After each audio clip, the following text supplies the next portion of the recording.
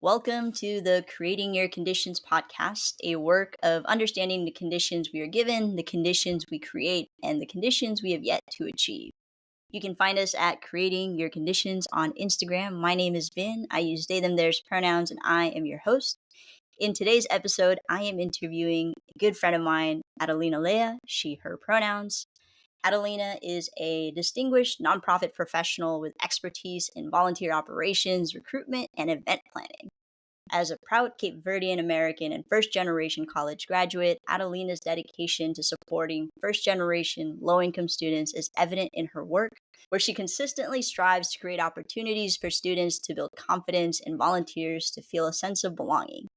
Adelina began her work as a high school youth leader in Boston with teen empowerment and continues her youth work today as the Associate Director of Strategic Initiatives for IMentor. Welcome to the podcast. Thank you. Thank you. Love this bio. Yeah, somebody gave it to me. Sounds good, right? It is. It's my assistant. So thankful for her. Thank you, Your though. assistant, the AI. The AI. How did you know? Yes, AI is my best friend. I need to come up with a name for my AI. I love that. I know I happen to know you're really into exploring tech, but we can get into that later. So yeah, happy to have you here. And just for context for folks, Adelina and I were previous coworkers somewhere I work currently, which is American Needs You. And she just transitioned into a new role. And I was like, hey, do you want to come on the podcast? So thanks for being here. Yeah, I can't say no. Vin is the coolest person I've ever met. So I had to be a part of whatever you're doing. I know it's going to be awesome. So I have to be a part of it. Well, I'm glad you're here. So yeah, let's get into it. So the first part of this is for me to and for the listeners to, understand your background. Like, what conditions were you given? And you can, talk about your family, your youth, anything up until probably the age of 18. Yeah, such a long journey. I can start off. My parents are both Cape Verdean, are both born Cape Verdean, first generation immigrants to this country. And I grew up in Boston. So it's a little quick history fact.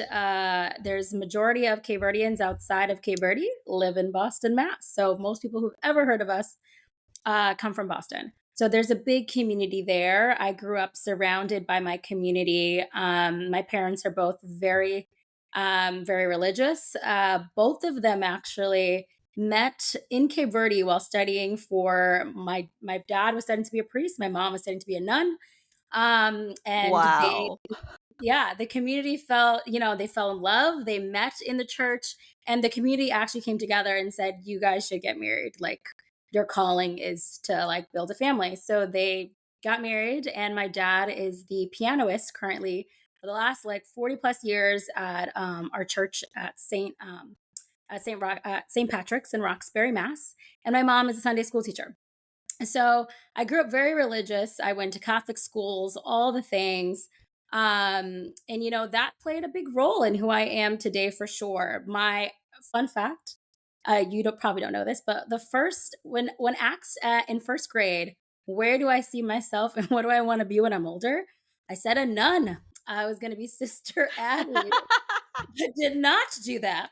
That did not come to fruition. I got laughed at in first grade, and that started a journey very far from that. But up until then, yeah, I was, just culturally, we weren't allowed to sleep over people's houses, which was a very American thing to do growing up. So, yeah, I ended up sleeping over the nun's house, and I thought it was a blast because they had cable, and I didn't have cable growing up. So it was like the funnest place to be for me. And they always had food. Like, I was always eating. It was just like a blast. Like, I didn't think anything of it. And Well, then, that and That and your mom was a nun. So, like, if someone's who's a kid and saw their parent as a doctor, I don't think that answer would be, like, outrageous, right? But So I didn't see her as a nun. Remember, she was that was before she came to America. I just saw her oh, as okay. a working mother. I didn't know this until much older, like their history and their story. Because Got as a it, young got it. person, you don't care about your parents' history or story. But I Okay. ended up asking, and that was something that I learned as an adult. So to me, it was really much like the community that I was in, right? It was like every Sunday we went to mass, we went to Sunday school. The community was very rich, very big. So you know, it was very strong. But for many folks who know, being raised in a religious community also can come with a lot of constraints. You really feel judged a lot of the time when you're doing something outside the norm or something that's not like biblically correct, which Hmm. I ended up becoming as a teenager, like everyone does. Um, so I ended up leaving and I went to New York for college because I really just felt very, very constrained in Boston. I just felt like I couldn't be myself. Um, I went to Boston Latin School, which is an exam school in Boston. And I actually went in around the year where they actually opened up affirmative action. Even though they opened it up, the minority class was still like 5%. It was mostly Asian and white. And that also led to a lot of the decisions of why I decided to leave Boston. I just felt like, I wanted to have more diversity. And I really wanted to be around a lot of diversity. And that actually was one of the big factors of when I was like in high school applying for colleges. And I said, I want to go to New York. I just want to be around a bunch of different people. I just want to be in a bigger, diverse pool. Again, like I said, I was raised in my community, so very Cape Verdean. And then where I lived in Dorchester, so it was mostly like Black and Hispanic. And then I went to school that was mostly white. So it was like every place I went to had like a specific like grouping. And I felt, I needed to leave to really find a place where I could go to one place, just be around everything. Yeah, I also really knew at a young age that I was always going to go into the field of service. I also feel, just as a first gen, my parents didn't go to college. I didn't really have any understanding besides service, right? I grew up Catholic, so service has always been something that was ingrained in me. I started doing youth work at a young age at my first youth community center, Bird Street, rep. And then really just went on to really want to continue to pursue government was originally what I thought I was going to do as well because I want to change the world and government was what I actually pursued my major in college, but all of that really stemmed from just the community I feel that raised me being in a Catholic household, and also just always wanting to serve others has always really just been ingrained in my culture as well. So I think there's a lot of conditions that were set that was out of my control that really led me to be who I am, to decide where I ended up going. And also, ultimately, what I'm doing now, I think has a lot to do with how and what my conditions were. For sure. You kind of touched on this. I was kind of like trying to make a connection here from like choosing to do service work, especially youth work, in being impacted by your religion. And so I'm wondering like what examples you saw of that made you want to do that as a high schooler, since that was like one of your first like things that you did. I didn't volunteer in high school, so it's always cool to hear people like saying that they did that. Uh, so I will say, I don't know if like service. The reason I decided to like start working at Burger Stew, for example, was because of service, right? That actually you bring up another interesting point. I also think that where I grew up, who I was, and like just like also, I was raised. My parents were lower class. We didn't have that much money. I do think that the first job I could ever really get, I got at the age of 12 working in a rectory at a church. So, and that's because I couldn't get a job anywhere else, right? I was 12. Who else is going to hire a 12-year-old that they didn't know, didn't have Also networks? legally. Legally, who's gonna pay me under the table? The priesthood.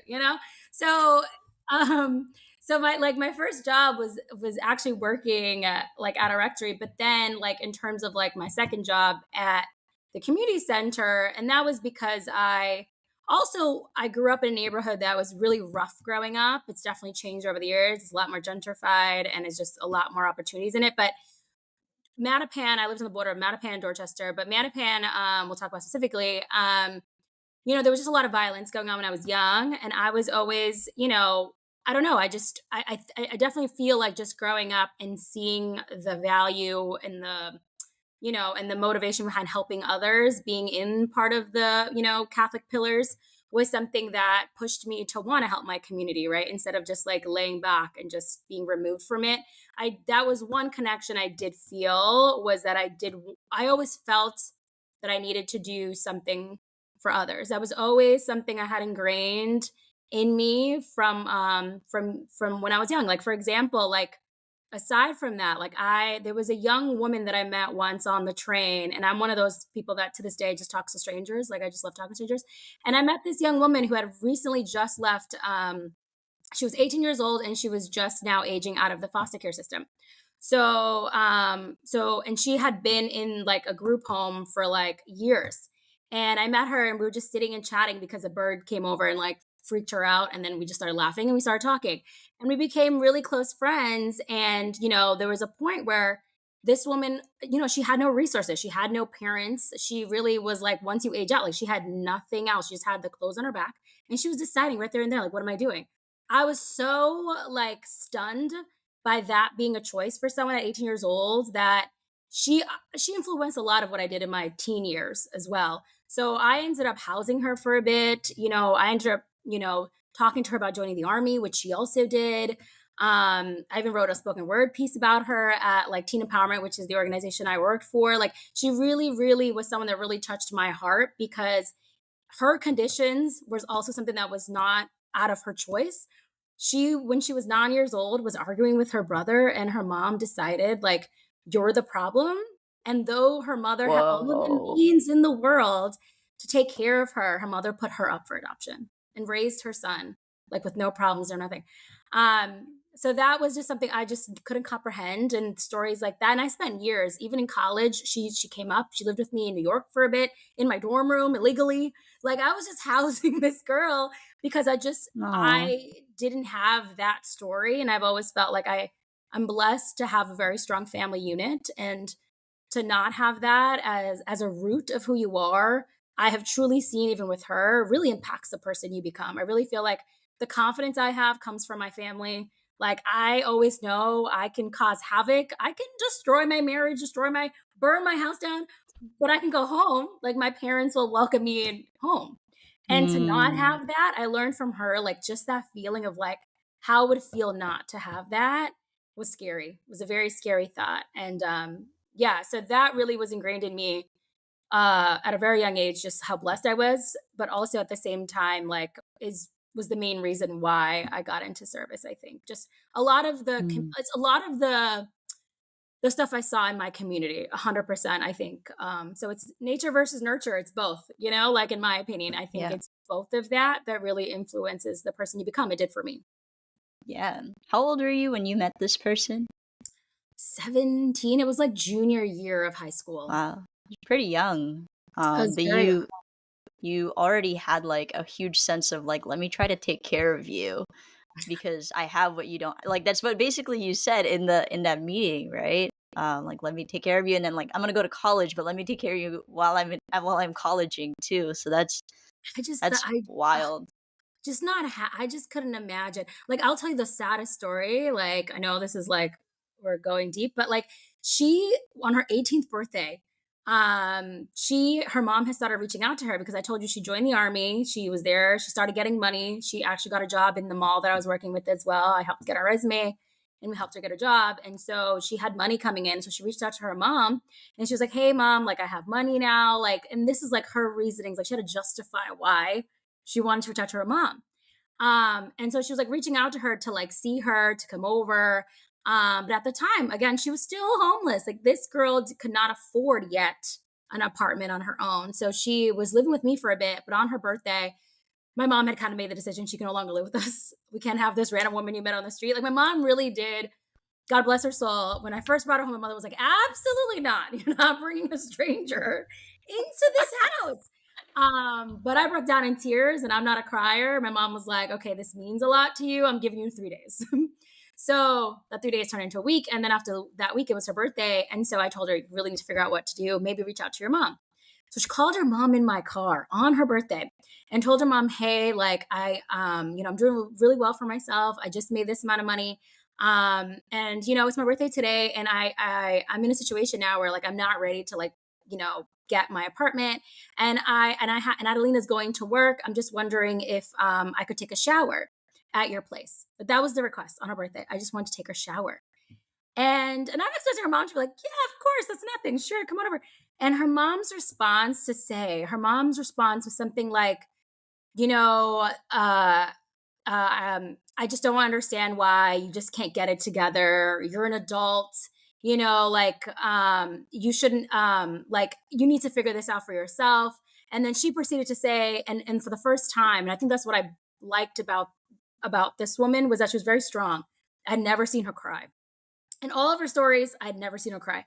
And she said to her mom in like cracked voice, and she was just said, it's my birthday and all I'm asking is for a shower and you can't just do me that one favor. Like you've never taken care of me. No one's taking care of me. And I just want one thing from the person that should love me the most. And her mother's response just was like, the same thing. Like, this is like, I don't know why you putting this on me. Why are you stressing me out? Like, I was like, hang up the phone. I was like, you will stay at my house again. I was like, we'll take you out for your birthday. That is not a mother. That is not an example of what a mother is. Don't ever call her a mother. She's not your mom. And I like lost it. And I was just like so hurt by that. And I think that was the moment where I just realized like there's so many kids out there that just like how you're raised really affects you. And I watching her even after this situation, trying to find love in all of these relationships that never worked out because she didn't know what love was. And it was like so understandable to me that her method of finding love was all wrong. Right. But yeah, I won't fast track her history. She ended up actually now she has twins. She ended up actually re-engaging with her mom later on in life. And I think they're in better situations now. But yeah. But yeah, all to say is the impact that your conditions bring can really affect who you are and what you do. Yeah. Thanks for sharing that. It obviously it continues to have like a profound impact on you. Oh yeah. I'm wondering like where your sense of justice came from at such a like young age that you're like, this is my responsibility now, mom. I mean, also your responsibility, mom, because it's your house. So like, I'm curious, like, what your parents like taught you, or what the church taught you to believe such a sense of like, this Yeah. is like, I need to help this person. Yeah. I just think it's the sense of community, right? So I will say, to be truthful, like I kind of like fell off, like I mentioned, like I ended up leaving the church, right? And I think it's Mm. because it can be very overwhelming. And again, it could be very judgmental. But the one thing that the church always, I think, serves the utmost purpose is community. It is a place that even now, when I go to Boston, like it is just amazing to see the same people I've known since I was young in church, and we just like always reconnect, and that community is so strong, and and I think that, and like I said, like that gave me the confidence, I feel like, to always just be myself, and also just, and I don't know, just the confidence to to feel strong enough to then take on another person. Like, Mm. like I've always felt very like I've always had armor. I feel like the church and my family gave me armor. So I've always like I've have armor, and in most of the people that I share my armor with are, and it's funny, me and my husband are always like, how come we always end up getting all of the like the folks that need help? And I'm like, I think and I think it could be because of that armor that I feel that I just have always had, that I want to like take a piece of it to give. It's like the goldfish story that I read to my kids. Have you ever read the No, it's tell like me. the sparkly goldfish. It's about a goldfish that like has all of these Like colorful beautiful scales. colorful I've scales. seen the picture. I've seen the cover of this book, but yeah, go Yeah, ahead. so it's about a fish that has all these scales, and he just feels like so self-righteous. He's so beautiful, but like no one wants to hang out with him because he's just like this very, very like he's just pretty and he just wants to feel pretty and he doesn't know why no one wants to like include him in anything. How come he doesn't have a lot of friends? And then like an octopus or something gave him advice and said like, that's because like you need to share your scales with everyone. Mm. Um, and he ended up like sharing his scales and realizing like how more beautiful it was that everyone had a piece versus just the one of him that had it. um yeah, I don't know why I went off to a tangent, but that just reminds me of like the armor. Like having all this armor is useless unless like I don't need all this armor. I've got it. It was given Mm. to me. It was a blessing that was given to me. I no longer need it. Like I need some, of course, but like if I need more armor, I can always go to someone, and I've always felt like I can always give more. I've always felt like I can always give more, um in like my friendships even, and even in just like everyone around me.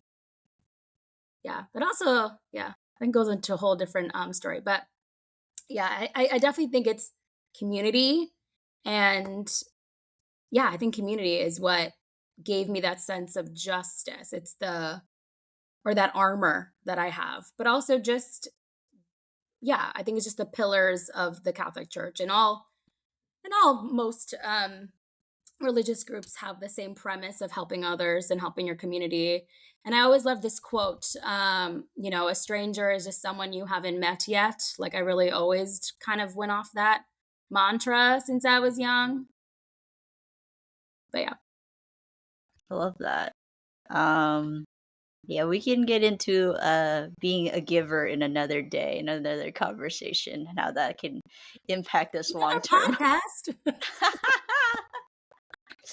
Maybe not a public Why do public one. we give and should we keep giving? That brings up a whole other, conversation, I must add. Um, thanks for sharing all of that. So let's move into like your, I guess your early adulthood and what. So you said that you wanted to be around more diversity, and I'm from the West Coast, and you're from Boston, and obviously like the East Coast is geographically like size different than California. So like, why would a Bostonian think to go to New York when Boston's already like a city, a metropolitan center? And why New York? Because it's New York. New York is where dreams are made of. I don't know. It's the city that never sleeps. Come on, I can say all of the reasons why to go to New York. Yeah. But also, again, I do think your conditions influence your decision. I would never want to be so far away from my parents or my family. Mm. Like I have such a big community in New York, in Boston. Even now that I have kids, I appreciate having some. Like my sisters come. Like they drive 3.5 hours to come help me out. Like I couldn't do it without them. Community is such a big thing, and and like my family is such a big important part that's the big reason why I didn't want to go too far. Even though I was like, yeah, I want to get away, but at one point I was looking at Hawaii International, and then I was like, you need to calm it down. But no, I think I still wanted to be close to my family. So that's really why New York was the closest, but still the biggest option. 'Cause it's so much more bigger than Boston. Like I go to Boston, I'm running into someone I know everywhere I go. Like my husband's always like, here you go. Here comes another friend. Here comes another like church person. Like Boston is like, there's no way I can go to Boston ever. I've never once have I visited and not run into someone I know. Like New York is also the element of like escapism. And I think in college I really needed that. And I wanted to be like on my own, figure out who I was. And I wanted to escape into the jungle of New York City. So that's all about New York. You can find your community, but you can also like just hide out from folks, which I loved. Yeah, it's true. Like economically, it's also just so spread out. Like you could run into people of all socioeconomic standing in the same block, Oh any yeah. part of New York.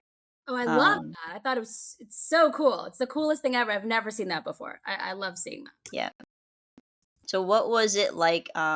As you said, like finding yourself as outside of what your community in Boston felt like your first few years as a college Yeah. student in New York. So it's interesting. I love these questions because it actually makes me see certain traits that like I didn't realize. I don't really haven't had like a connection conversation from youth to now, but it's interesting. I actually my first 3 years of college, I kind of stuck to my brand. I Though I went to New York to like do different things, I actually ended up doing the same things. Uh, I ended up like sticking to like my racial group. I ended up dating someone um who uh who also like was a New York was a New Yorker, but was someone that like a was able to like really like teach me about New York, which is what I really wanted. So I really got to see New York through this individual's eyes. But this individual also was before I knew was affiliated with a gang. And interesting enough that in the when I found out, I like obviously freaked out and I was like, "Oh my god, I'm not trying to be like a part of any gang obviously or any of this like violence. I've never been a part of it like that deep.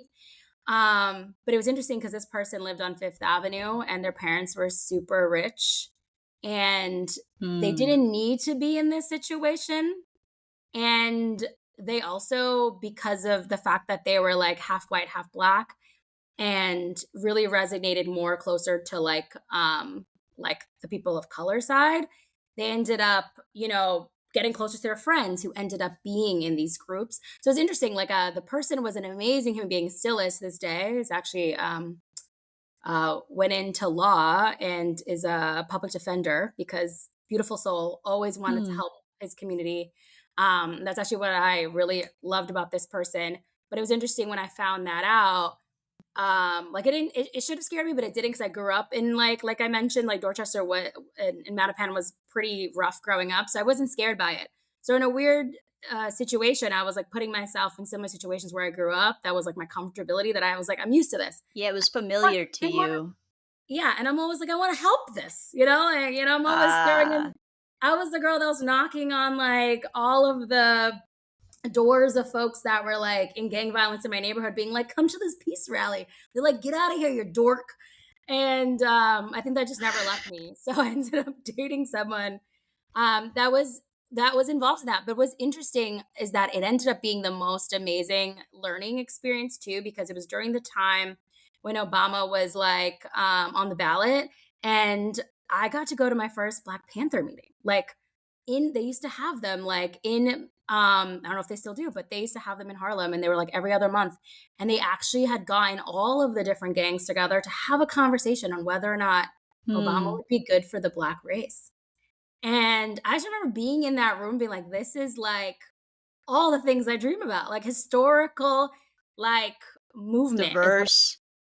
It was Yeah. diverse, but it was also being a part of like the Black Panthers is like historical, like to be in that room, not anyone can be in that room. So, um, yeah. So I think there was like a lot of beauties to like to my first 4 years in New York because I was really in New York City. So I got to go from like I felt like I knew New York within like 2 years. It like became home because I learned the good, the bad, all of it. And I was able to just and I think seeing all of it made me love it even more. But again, it had the element of like escapism. It had like the different, you could be in one group in 1 second. Like literally, we would be in like the LES projects one night and then go home to like this man's $1 million home on Fifth Avenue that he lived in with his parents who had no clue this man was affiliated with anything. So it was very crazy. I got to see in one instance like two sides of New York. So yeah, I realize now that that was probably because of how I was raised and how comfortable I was, like, being able to navigate those spaces. I never knew. Yeah. Interesting. Great question. Never thought of that. How did I end up there? You were asking how I asked you how you discovered yourself, but in those first few years of New York, and you started with saying like I gravitated towards the same things, and then it also went in the direction of your attraction to somebody.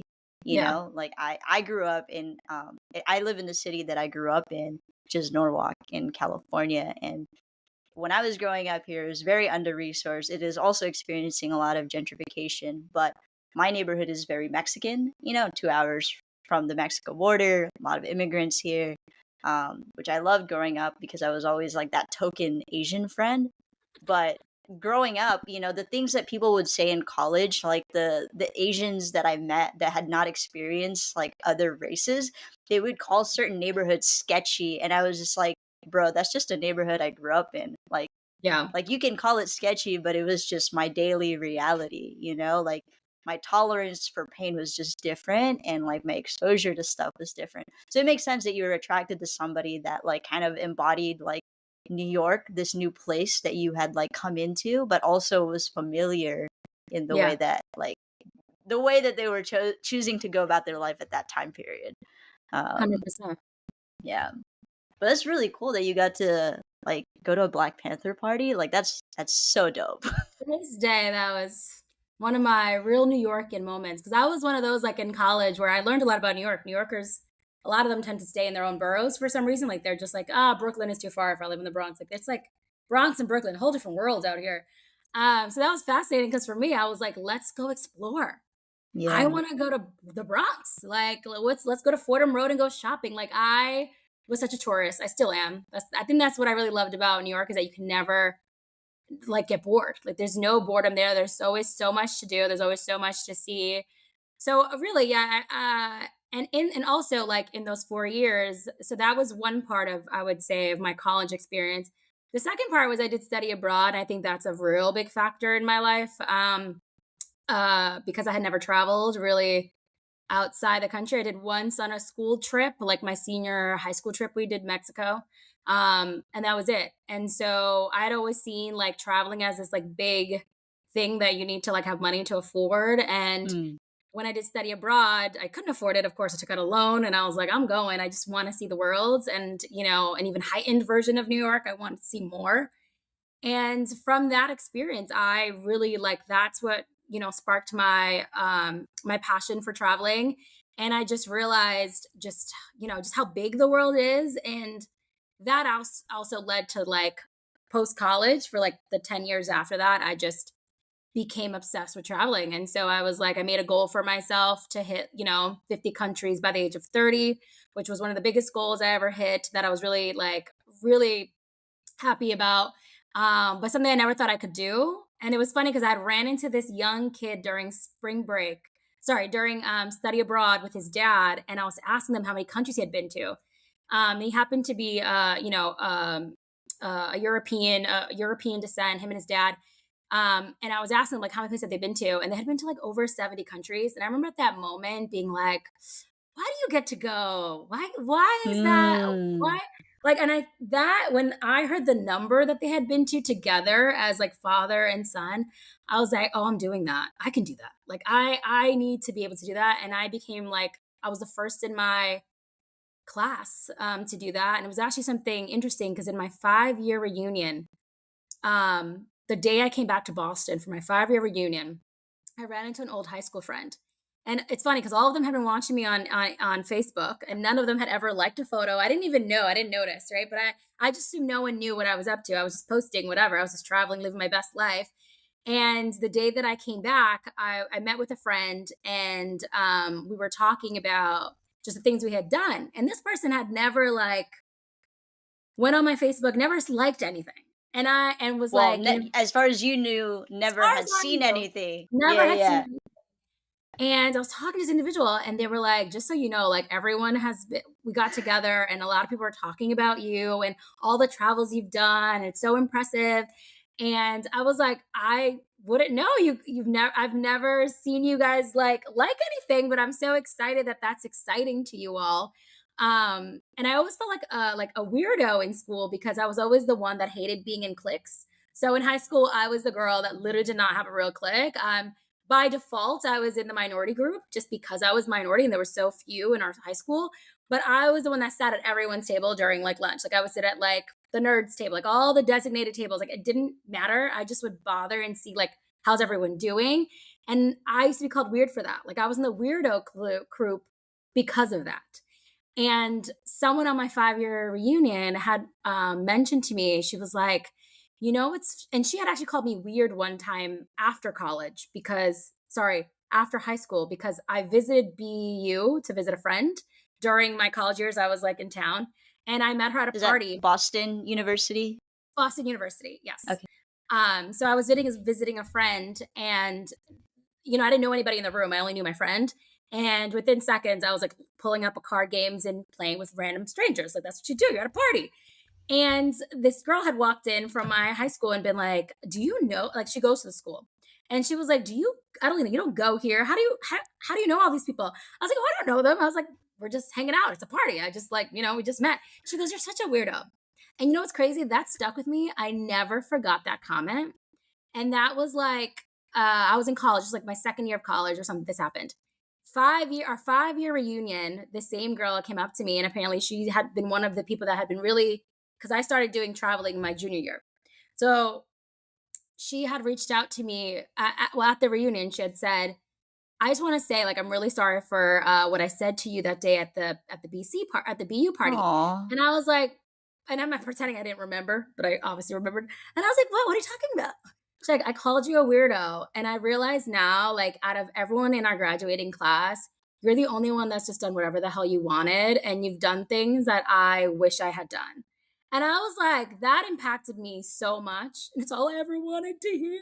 Like, that was a moment where, like, I was like, wow, to think of like all the things it took to get to that moment.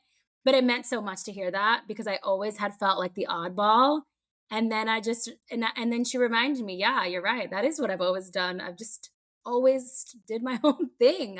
And again, it's the confidence that I always know came from, like, my conditions and my family and how I am. But it's gone through everything I've done. I've always made, if I make a decision, it's my decision. And yeah, regardless if no one else was doing it, I was like, guess it's just me on my own. I love that. I think that's one of the reasons you and I get along is we are very we have this sense of like part of it is justice, but part of it is like you can't tell me what to do. Well, you have more of that than I do now, ever since that rebel quiz we took.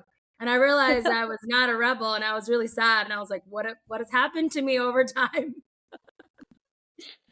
We took a personality quiz within our work team, and I wasn't labeled as a rebel. It was a questioner.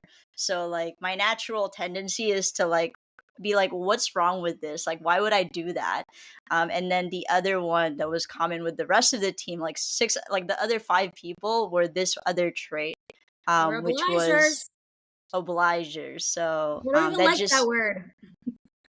Adelina had a really strong reaction to it. Obviously, because that was months ago. That was months ago. I'm still like, what? I need to, like, fix some things. I was really shocked by that. I think it's also like you're at a different phase of your life right now than I am. Like Yeah. I don't have children, you know? Like I don't have a family I'm worrying about. Like there's different risks that I'm willing to take that you probably did take already because you're a little older than me. You know. No, So, that's true. I used to yeah. be a risk taker. Now, risk is out the door. I got kids. That's actually very true. That is, when we talk about, like, the conditions now, that's one of my big ones too. That is Yeah. definitely.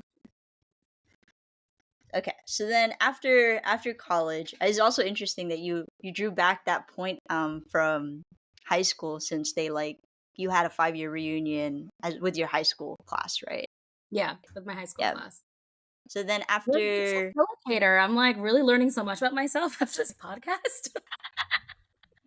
it's because Seriously. we're just going down like a very specific path, you know. It's like what happened here?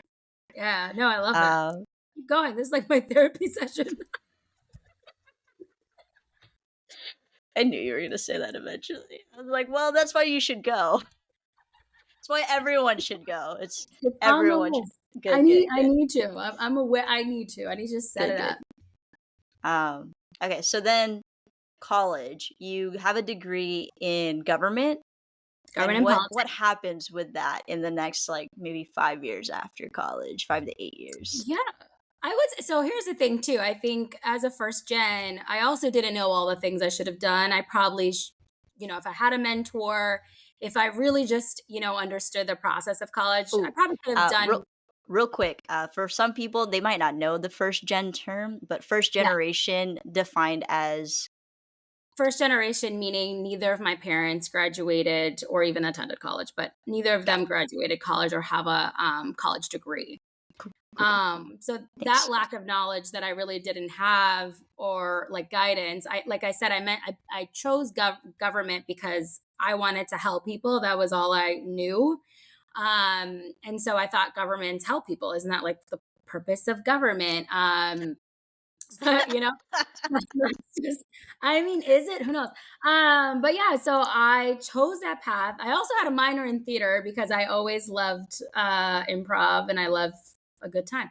But that was the reason I chose it. But because I didn't have much guidance, I also, was delayed in getting an internship. So by the time I got my first internship, which was like my senior year, I got an internship with Bill de Blasio, who was public advocate at the time before he became mayor of New York.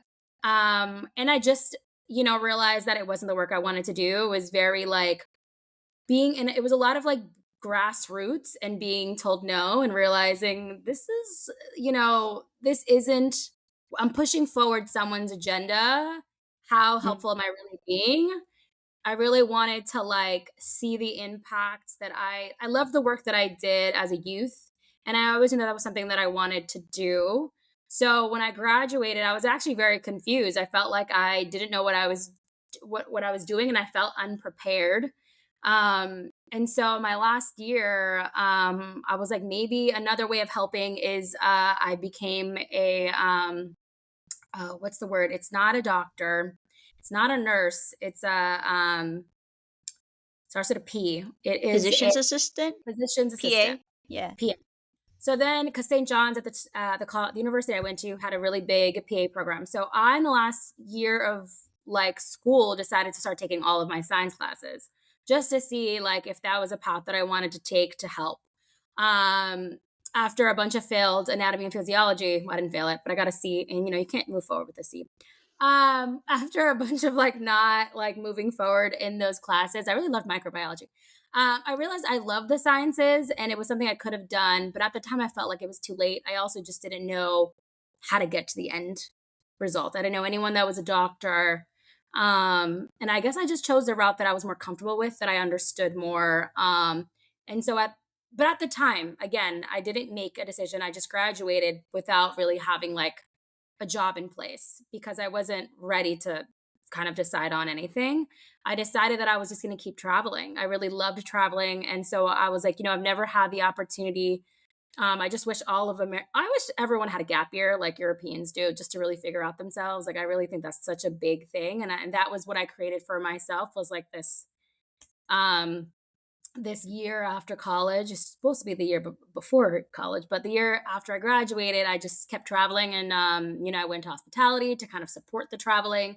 So I literally just did hospitality jobs just so I could travel and really just like really figure out what I wanted to do.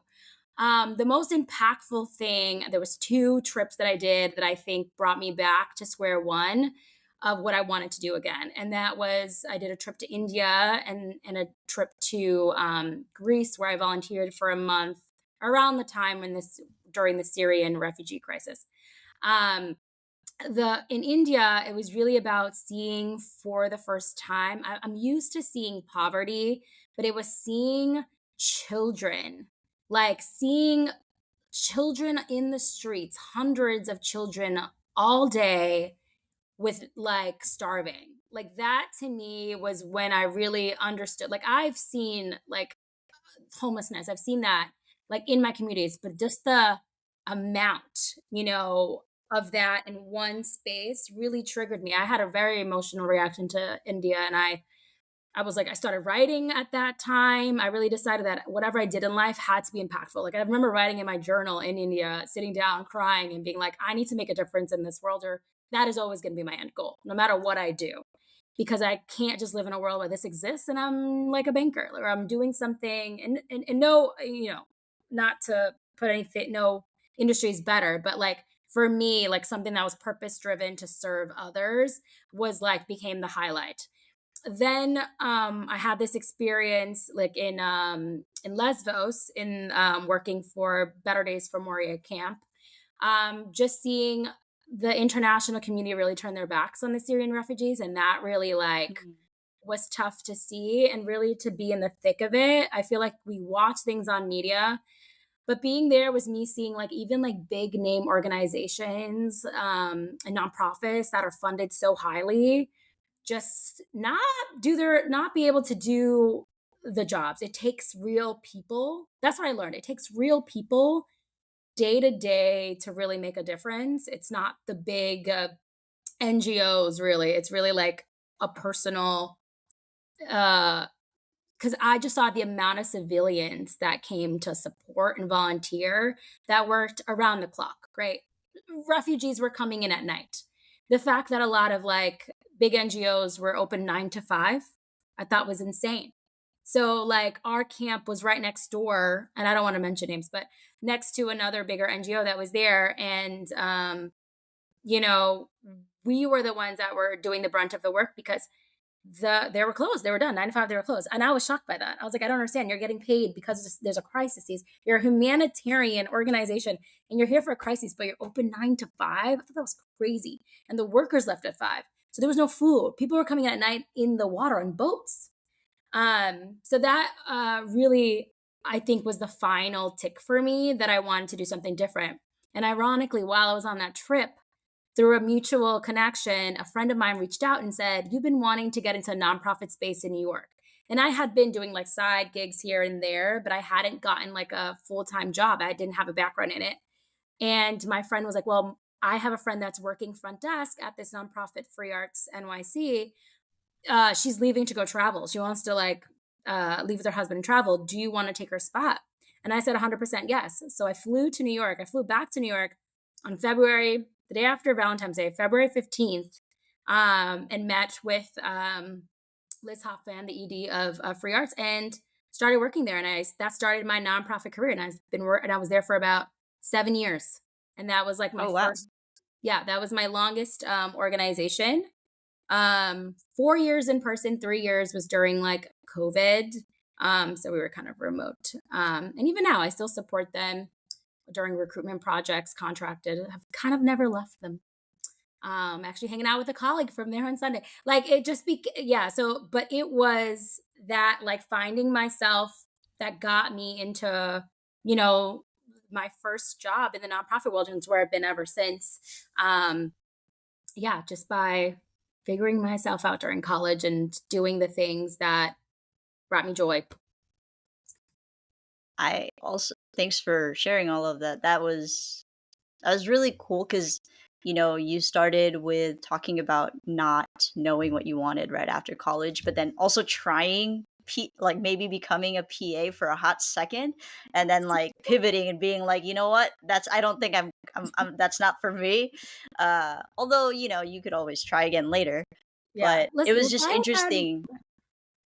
no, I was No, gonna go say if ahead. I had had different conditions, I feel like if I had had a parent that was a doctor, Of I probably would course. have gone that route because I feel like it would have been an easier lift. And even now, as you know, and we can talk about this later about my daughter who like was born with health issues, I kind of had to like be a nurse for like 2 years. Yeah. And now I feel like I'm a holistic doctor in my own right.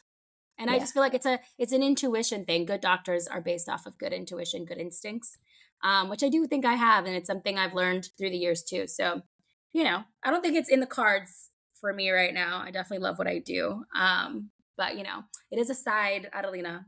There's a doctor Adelina on this side, and there's the nun on this side. I feel that. I There's feel also that. an actor somewhere here who tried. I was a theater kid in high school, so it was a little piece of joy when you said that you did a minor in theater in college. Yeah, it's a great class. Yeah. But I just loved hearing how you kind of turned this like question mark when you were graduating college into an open door. Not a closed door, but like, well, let me just like figure this out by like just going for something that really doesn't make sense probably to anybody else, because at like 22 or whatever we're expected to start our careers, but you chose to like let me explore the world, and that allowed you to like really tap into that like inner service and like find a different route for it than you had thought for most of your college life. So it's cool. Um, okay, so then I guess we're moving closer to the present now. So you were at this first nonprofit job for 7 years, and you are still in touch with like our my current org that you worked at previously. So you seem to have a track record of like maintaining like relationships with people, and I love that. I love hearing that because I don't think everybody has the tact and the candor to do that. Um, It's actually why do you? funny. I'm literally this Saturday is I'm going to Princess's birthday party. Oh yeah, So excited. And then next week, Cole's throwing a game night for all of the New York teams. They're all getting together in Manhattan to do a game night. I love that. Yeah. No, I think that's the beauty of like all of the work that I've had have just had amazing folks in it too. Hmm. Um I just think like all the orgs I've worked with have had just people who care, right? Like nonprofits, you really have to be passionate. Like there's an element of passion in things that you do. And I resonate so well with that. And I think that's probably what drives me to connect with all of these folks is like our passion for service, I think is in all of us. Um, and yeah, I think that's the one of the biggest connectors of why I always tend to connect so much more closely with my work friends versus my real friends. I mean, I love them too. They're all real. They're all real. Oh, real. Real.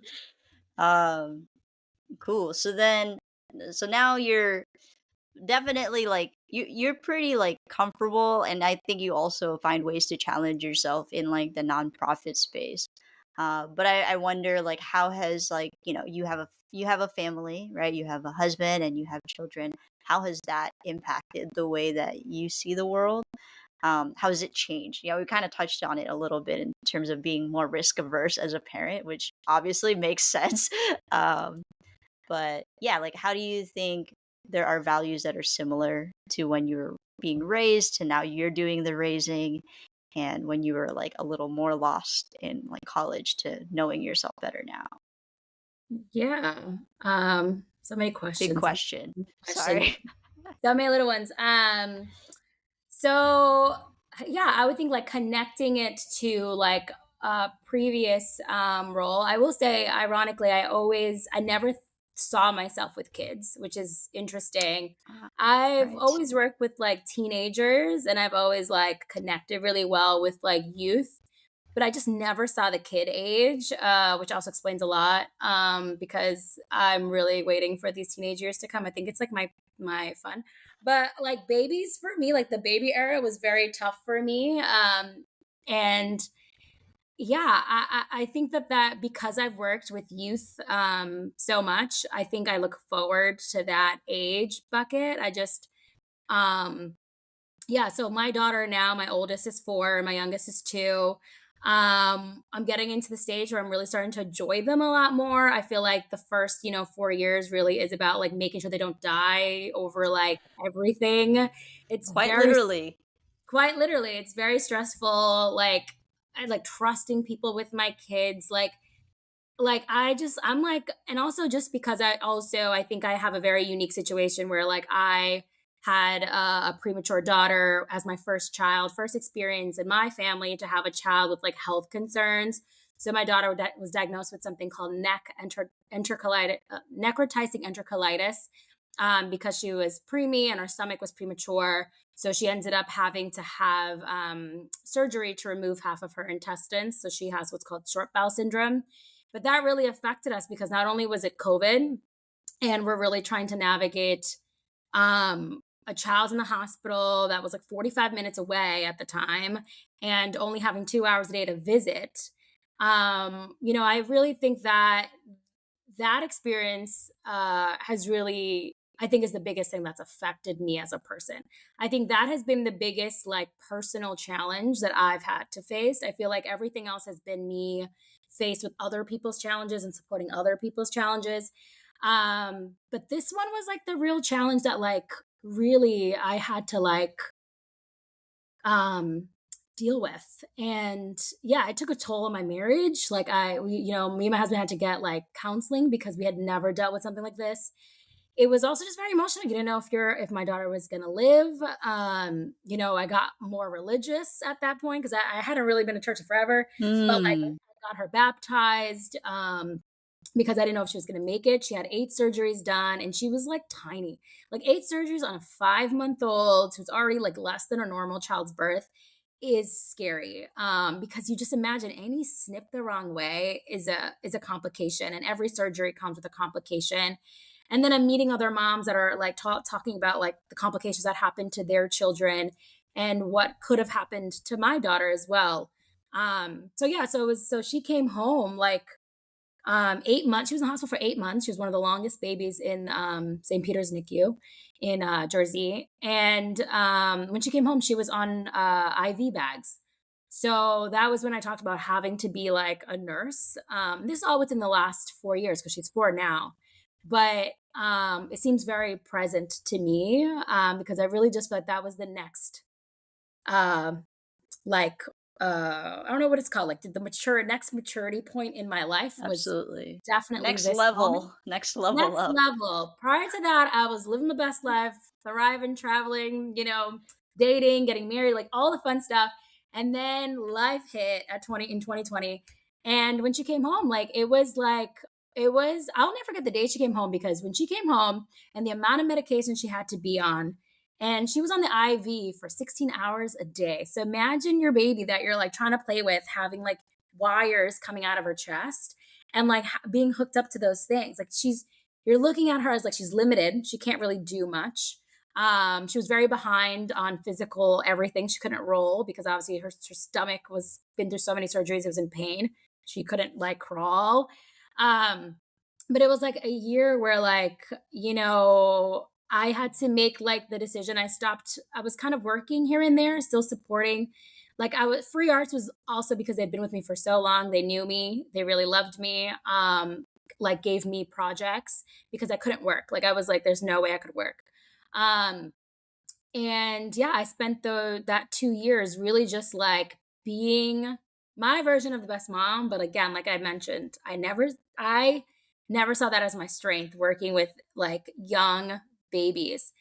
And I think it really just made me a lot more it caused a lot of anxiety. Like I used to have anxiety when I was young over minor things, but my anxiety really got really, really bad around that time because again, you're like everything's life or death.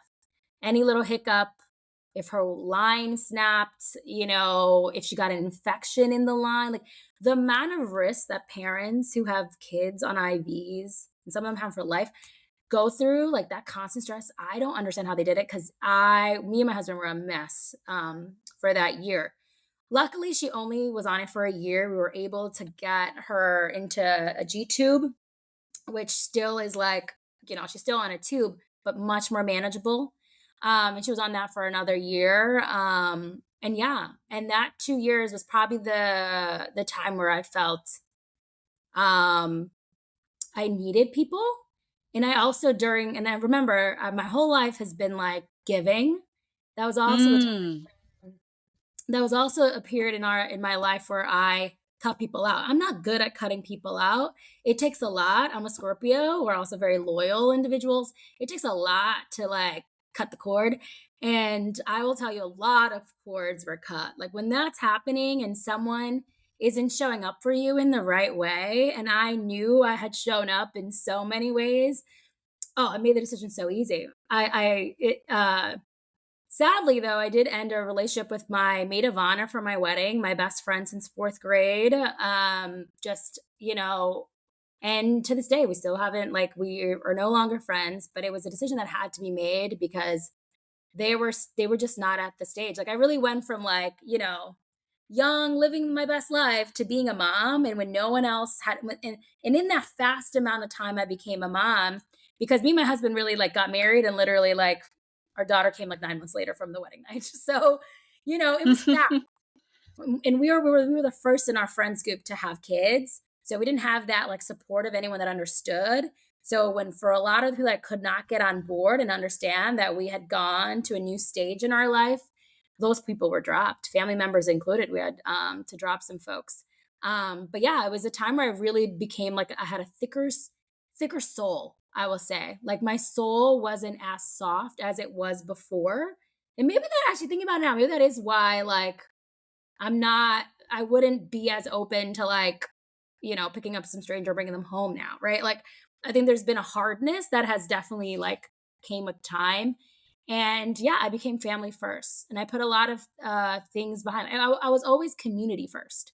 My thought was always like, I'm always going to like, I want to open a nonprofit one day. I want to do something more. Like, it was always like this growth plan.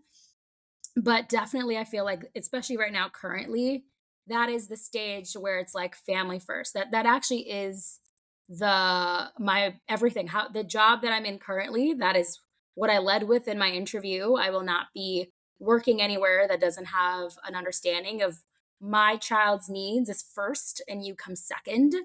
So that actually also helped, me when I was deciding on where I was going to go after, America Needs You, was making sure I was still in an organization that valued that as well. Because for me and my growth, I needed everyone needs to understand that family right now is like the core and making sure my girls are okay. And I envision that probably for the next like 5 years, right? At the age of 10 is when I'm like, all right, CEO, here we go. But for now, I think that that is where and why those conditions are why I see myself still kind of, slowly trying to build up my resume and but at the same time with caution because I do want to make sure that I'm working in spaces that is there is time for that and that is priority number 1. Hmm. Wow. I just want to say that I admire you so much. I love I love that I get to be your friend and see Aw, I this love chapter. you. Love you too. Like this chapter of your life is it's kind of interesting, right? Because like the first part of this podcast is like what were the conditions you were given, and these are literally what you are doing out of all of that now, and you have a lot more control. Even if there are things that can be out of your control, like your daughter being born with a very specific health condition that you're always going to have to like look out for. Yeah, Um, there are other things that you can control, like advocating for yourself in a workplace that can alleviate that. And those yeah, places do exist. They just take advocating for, because you could get any job. And you, Adelina, you could get any job, but, they have to be able to like meet you where you're at. And I think that's an important lesson for people listening to is, don't be afraid to ask for what you want in life. I love that. I can't agree with that more. I remember before I applied to the current job, Matt, I don't know if I mentioned, I applied to this other organization and I felt like it was a bait and switch moment. Like I had Mm. heavily shared that, what my work life balance would look like. And they had been like, we only require this amount of Saturdays. And come to the final round, and I'm like meeting the team and I'm asking them about like, what is the work life balance? I remember And that. Yeah. here, oh my God, the laughter. Like multiple people in that room kind of like snickered and laughed and was like, made a joke of like, what are you talking about? Like, I've had to work every Saturday this month. And I was like, whoa. And it was like all of these red flags came out on that one question of like, what does work life balance mean to you? And specifically asking them, like, how they prioritize their like work life balance.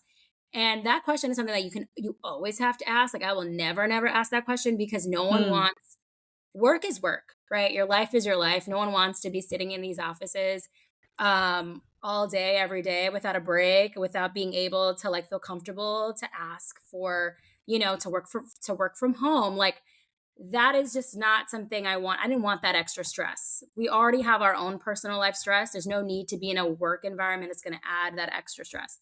Um, so yeah, so that was something that like I was like, they're bait and switching me. I've already just this is ridiculous. But yeah, it was I'm ju- nice to I'm glad you caught that. oh my God, I caught this. I will say one thing that you mentioned that I know, and someone mentioned to me recently in my current org, is like I have good sense of like perception and like and like feeling people out. Like I think that's one of my gifts is I'm a good vibe checker. You need me to vibe check a room, I can vibe Mm. check. I can tell you, um, I really do believe in following my instincts first. Some people don't. And sometimes I'm wrong, but I will genuinely go with my instincts first. And yeah, thank God I did because, where I'm at now, I love the fact that I can, like, I'm bringing my daughter to work. Like, literally, I'm like, can my daughter just come here and destroy the place? Because they're off for daycare week. And they're like, yeah, we do it all the time. We just throw them around and let them destroy things. Amazing. I can't wait to see you guys. We'll see how true that is though when she comes in and actually destroys it. Like I think that their kids might be like less crazy than mine, but we'll see. We're testing that out. They gave me the okay. Um, but so that's definitely the biggest component to where I choose to be in the next 5 years. I do think with every year though, as I get more comfortable and my daughters are still doing like really, really well, that I'll get more like comfortable in, doing more and giving myself more. Like I definitely feel this year I've given myself a lot more on my plate than I have in the past 4 years since my daughter was sick. Like I'm gonna be a mentor for the first time, which is something I've always wanted to do, was be a mentor in one of the programs I worked for, but never had the chance. And now I'm getting matched in October. I'm super excited to join the cohorts, to really see the program on a mentor side while working there. I think it's just awesome. So that's just like another added thing. And definitely like the job I currently have now is just a lot more what's the word? It's just it's a lot more busier than I would say. It's a lot more demanding than my previous role, which is something I never would have put on myself, but I finally can because my daughters are doing better. So I do think that that is how I will continue to trend as I get more room to grow. I will continue to grow in my profession, which hasn't been a focus for many years, and it became a focus within the last year. Mm, I was feel that. comfortable. I feel that.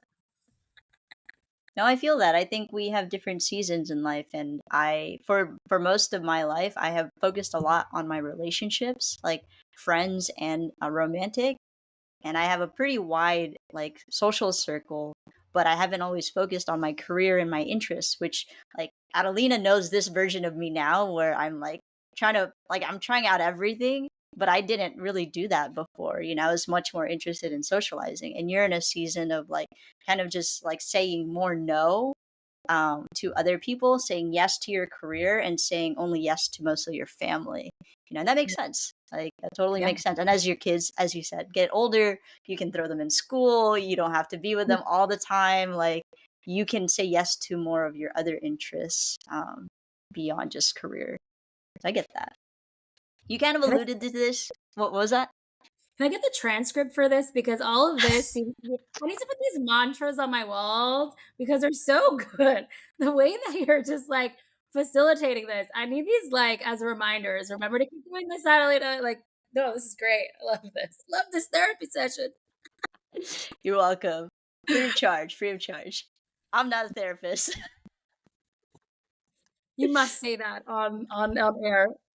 Vin is not a therapist yet, but you will feel like you're in a therapy session with them, which is great. Thank you. Um, you kind of alluded to this, because we're talking about like your next season of life and the opportunities you kind of see for yourself. But I want to close this out with like, what are your next desired conditions? You talked about maybe opening a nonprofit. In the future, sometime becoming a CEO when you can give yourself fully. 'Cause I think it would be really hard to be a CEO and have like babies, Right. like young, No, young, young children that are dependent on you. So, next desired conditions, and that can be as broad as career, that can be, what you want to work on within your relationships. Like, do you ever want to see yourself like going back to Boston, staying in New York forever? yeah, no, these are all great questions. It's interesting because right now the place that we live will definitely be changing because of my husband's job, who is military, we are on a 2-year contract in the city. So definitely one of the biggest questions when I think of what's next, that one is definitely already something we will be deciding in 2 years. Where do we see ourselves setting permanent roots? Um, in 2020, we did buy a house a condo in Jersey, right when we were pregnant. We ended up renting it out now that we're here. It's a 2 bedroom. So we're not sure if that's where we'll go back to because we have 2 kids. Obviously, you could still stay in a 2 bedroom, or and it's very close to the city because it's Jersey City. So it really Mm. depends on like in 2 years where are we at work in our careers, right? Me and my husband are both kind of moving up in our careers. Ideally, in the next 2 years, I'm regional chief of staff in my current role now. Would like to see myself as chief of staff is like a goal, and really, I'm going to be having that conversation for me professionally of like, do I stay in the nonprofit space? I will be hitting Mm. on 10 years plus at that point, and do I see myself you know, being because chief of staff for me, what I like about it is that encompasses a job that's very robust, being able to do a lot of things, which I love to do, but being able to support a lot of people. So, in its own way, I could see it as something that I would continue to like to do, regardless if it's non-profit or for profit, as long as I'm feeling as though I'm supporting and helping folks. I think that's the biggest thing for me, seeing that impact in people's lives.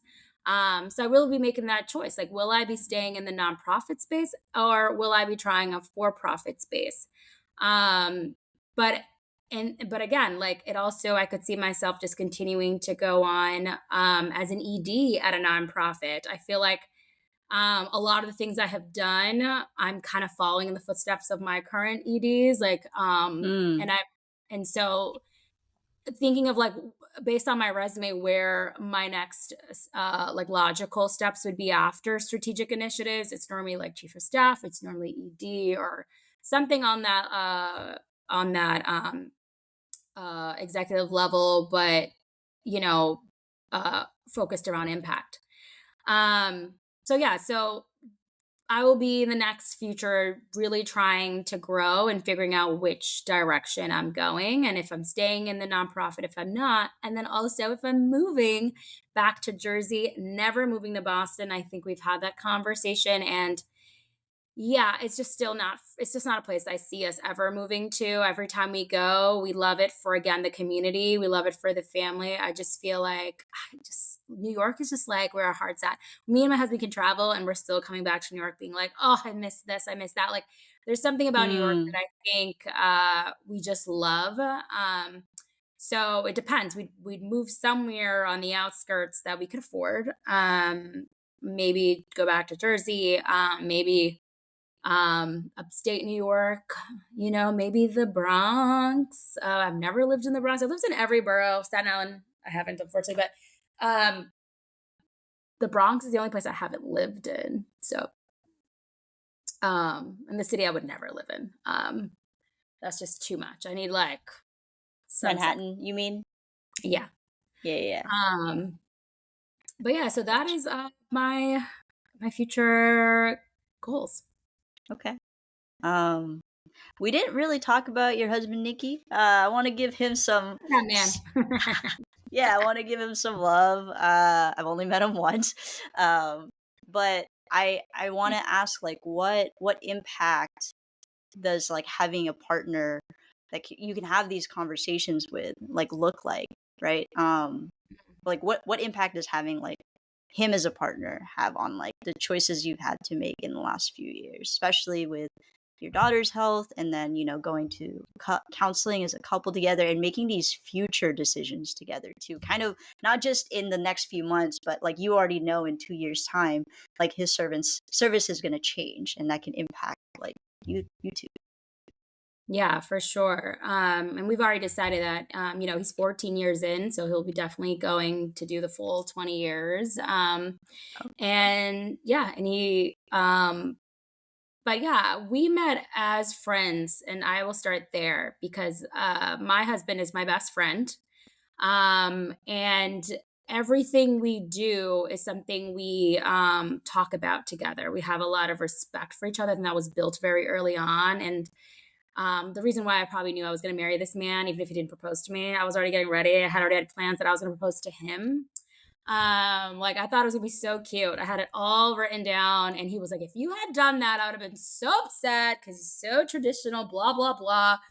But I was so excited to like get all our friends and like do the whole proposal. But anyways, point is to say is yeah, we were best friends, and I think that that foundation is what has really helped us in our moments of of like of challenges, especially with our daughter. I think our biggest challenge there was just like we were both emotionally going through something very separately. Like, of course, it's a shared child, but like he and I do not emotionally share together. Like, we're not the type to like, for if we're feeling a certain type of way, we kind of deal with it by being stronger in a sense, or like just Hmm. or it shows up in like anxiety attacks for me. Like there are other ways that which is not the right way to like to do it, but like we express it like separately or with our I express it more with my friends. Like I think my outlet is always talking to my sisters, my friends. Poor Vin listens to me way too much. But I think that that's Never too much. Never too much. You're I good. think that that is like our way of dealing with things. So for us, we are able to really like talk through a lot of things on a very like unbiased kind of manner. So I will say since I've met him, we've kind of been on the same wavelength with most things. We have similar values. And I think our differences is actually what makes us so much stronger. It's the reason I keep trying to cast us for uh, the race around the world, the Amazing Race, because I think we're the most dynamic duo, and we'd win $1 million. So that is see us on the next episode, choose us. Next But season, let's we, go. season, I'm trying. It's hard because they film around like October. It's like, come on, school, like there's too much going on. But I'm hoping the guy stays alive, the host, so I can one day be on the show because I would love to do it with him. But yeah, so we're very different in terms like he's math and science, he's an engineer. I'm in the nonprofit space. I'm more of like the creative one. He's always on time, super disciplined. I'm never on time, undisciplined. But we share, our values, and family is really big to us. Our friends group are similar because we met through mutual friends. We have the same friends group. Um, and yeah, I think it's just how we communicate. We're very open and honest, me more so than him. Sometimes, men these days, they need to be more communicative. They had a lot of things. But other than that, we tend to agree on a lot of things, I would say. So when it comes to decision making, big decision making, we talk it through. We do pros and cons. We really are a team in everything that we decide to do. So like, and it also goes by who has the better decision. Like for Mm. example, when it comes down to where we're moving, me and him are actually going to be sharing. When the time comes, we're going to share the house we both want. So that way we each see like this, I chose this house. This is the reason why this house is better. This is the community it'd be in. And then we're all gonna give each other, like proposals. And whichever proposal wins is where we go. Like we're not like obviously if his house has a better pool, I would like a pool one day. Like I'm going with his house. Like I think we're really good in how we communicate and decide on big things together. So I think that has never changed. That's always been something we've had since we are friends as a foundation. I love that. I love that, like you said, your differences are strengths and that you operate as a team when you communicate with each other. That was, I wanted to give him some space because obviously, like, you can't, like, not talk about your partner. Oh That's like the yeah, biggest like decision you kind of have to make because that person's yeah, with you. Assuming you only have one partner, like in life, whoever's listening. But yeah. yeah. And also, I will say, like, it also because of him, I was able to not work as much, right? Like, as a civil engineer, right? He went in a route that normally will make more versus nonprofits, right? Like, I went into nonprofit route. I was always going to be the one that made less. And so Mm. having that balance and having someone that's kind of like, listen, like you don't have to go to work, like we're dealing with this situation with our daughter. and him having to kind of foot a lot of those bills. And that now I'm having to like, I want to catch up, but I've had to like put a pass on like my professional like growth, because the math was in mathing, putting focus on mine versus his, the math wouldn't have worked out. But it gave us the structure to for me to be able to like not be stressed out, because I needed to make sure our daughter was good and he was able to like front all the bills, right? So I think that balancing too is so necessary, because I can't imagine if my husband was in the nonprofit space as well. And I've dated most of people I dated prior to him was all in servicely roles. And it would have been a bigger struggle, a bigger challenge to decide who would be able to do this, Hmm. right? Like, even if he like, yeah, I just think the income differences as well helped us in our differences being able to like support each other, and this family, when we needed it most. Yeah. So differences even there. Yeah. I think it takes a lot of humility on both sides to admit that there needs to be an equity discussion between the two of Oh, you, yeah. that rather than equality just because Oh, you're yeah, partners. for Um, sure. because it really doesn't, the math doesn't math if someone is making significantly more, but you need someone to stay home between the two of you, you Yeah. know, because of like an emergency. So I get that. It's Yeah. cool. It's cool. That was more of a selfish question because I'm like 5 years into my relationship, and my partner and I are, we have.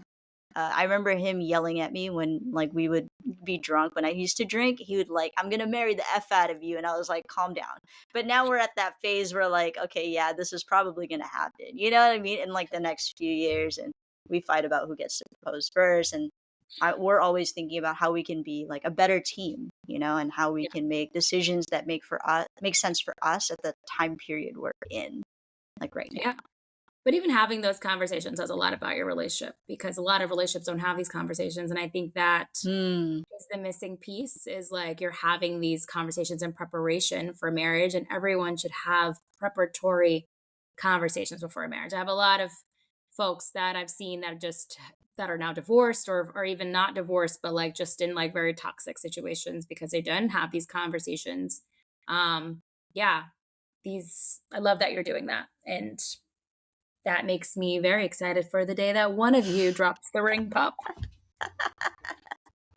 And I I'll will let you plan know. I'll it. keep I you will be your posted. free wedding coordinator. Please let me do it. I will do everything and whatever you need, for free. So I'm just throwing that out there now. All right. Free Very cool. therapy in exchange for free wedding services? Listen, wedding services ain't no joke. The stress They really levels on that. aren't. No, Really aren't. we need someone to fight for you, and I've got you. Aw, thank you, friend. Of course. Um, well, I think that's a good place for us to stop. I don't have any other questions, but maybe like one last one.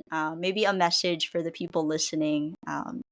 In theme with creating your conditions, and what is one piece of advice you would give to somebody?